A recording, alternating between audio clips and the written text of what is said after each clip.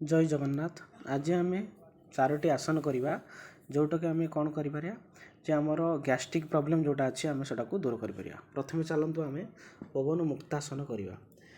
देखु या केमती आम करवा प्रथम दी गोड़ को ऊपर को टेकिकी जंघ माने छाती पाखक चेष्टा करवा रखापी दी हाथ को आम कौन करवा ऊपर धरवा धरी रखी कौन करवा ब्रीथिंग आम कौन करवा इन करवा माने प्रश्वास को नवा तापर कौन करवा धीरे धीरे ऊपर को लेकिन आम छाड़ीदबा ब्रीथिंग आउट करके छाड़ीदबा।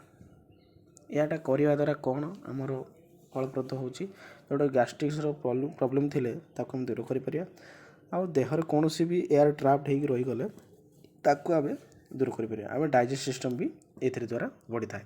सेकेंड चलतु आम कौन करवा द्वितीय प्राणायाम जोटा कहते हैं उत्थान प्रदासन।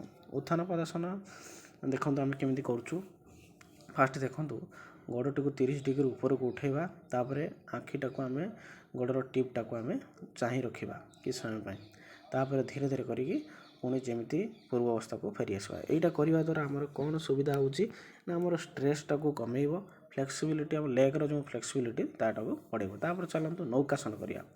नौकासन केमती भाव करवा देखु प्रथम कौन करवा आम गोड़ दीटा को ऊपर को उठाइवाई चेष्टा करवा तापर आम हाथ दीटा को से गोड़र टिप आड़ को जमी रहा बेले आम ताको देखा तापर टिके गोड़ मुंडटा को भी उठेवा। देखु एमती भाव में करेंगे। यहाँ करने द्वारा आमर कौन सुविधा होना आमर बालांस बॉडीर बालांस ठीक फोकस भी बढ़ एवं स्ट्रेंथ भी बढ़ ता सहित कॉन्फिडेंस भी बढ़े जो कमटा आम कर सीटा आम ठीक भाव में करें कौन कंसंट्रेशन आम जब कौन प्रॉब्लम थी बढ़ पार। चलते एवं चतुर्थ करवा चक्रासन।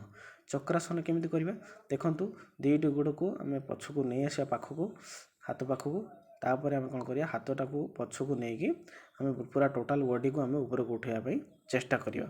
देखु मुझे भाव में करमती करें देखु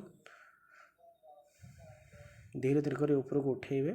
या द्वारा करने द्वारा आमर कौन सुविधा मिलूँ कौन सब तो आम गैस्ट्रिक्स सॉल्यूशन प्रथम कही ता सहित आमर कौन होना आमर स्ट्रेंथ बढ़ शोल्डर पावर बढ़ आर्मर भी बढ़ एवं कौन हो स्ट्रेस आउ एंजाइटी आमर दूर कर आमको माने रिलैक्सेशन जमी मिल बहुत सुविधा भाव में आम एगुड़ा सब कर जहाँद्वारा आम सबकि कर सारापर आम धीरे भाव में बसीजा एवं आपण मानक मु कहि रखुची जेतिटी मु चारिटी आसन कली जदि आपण माने भल लगी शेयर करंतु सब्सक्राइब करंतु एवं लाइक करंतु एवं कमेंट करंतु।